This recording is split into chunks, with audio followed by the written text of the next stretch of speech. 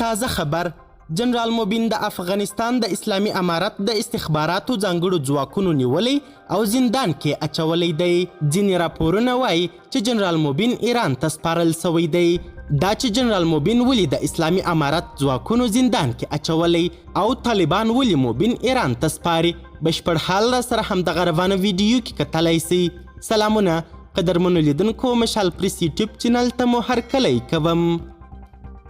2 ورځې مخکې د افغانستان پر وخت د غرمې 11 بجې د افغانستان اسلامي امارت د استخباراتو ځانګړو ځواکونو ستر جنرال مبین خان توقیف کړی او زندان کې اچولی دی.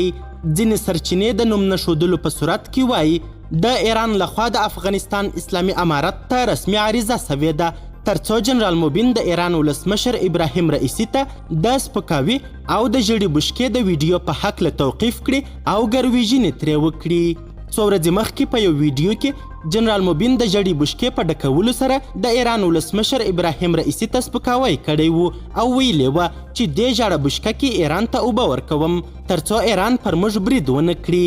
خو ځینې نور بیا وایي جنرال مبین چې کومې خبرې د مولوي ضیاء الرحمن اصغر په ټویټر سپیس کې کړي وې پر هغه زنداني سوی، د ایران پر موضوع نه دی توقیف سوی.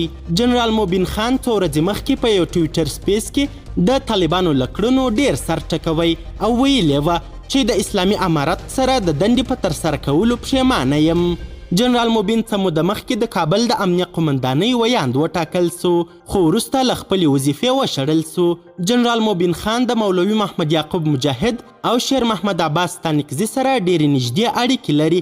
دا د جنرال مبین لومړی ځل نه دی چې د اسلامي امارت ځواکونه یې زندان کې اچوي، بلکې څو ځلې جنرال مبین زنداني سوی خو وروسته بیا د ملا یعقوب او عباس ستانکزي په هڅو بیرته خوشي سوی. جنرال مبین تر ډیره په ټولنیزو رسنیو کې مشهوره دی خو ځینې د اسلامي امارت لاوډ سپیکر هم بولي. د جنرال مبین خان پلویانو د اسلامي امارت دغه کار په سختو ټکو غندلی او د اسلامي امارت څخه د هغه د ژر تر ژره خوشي کېدو غوښتنه کړې ده.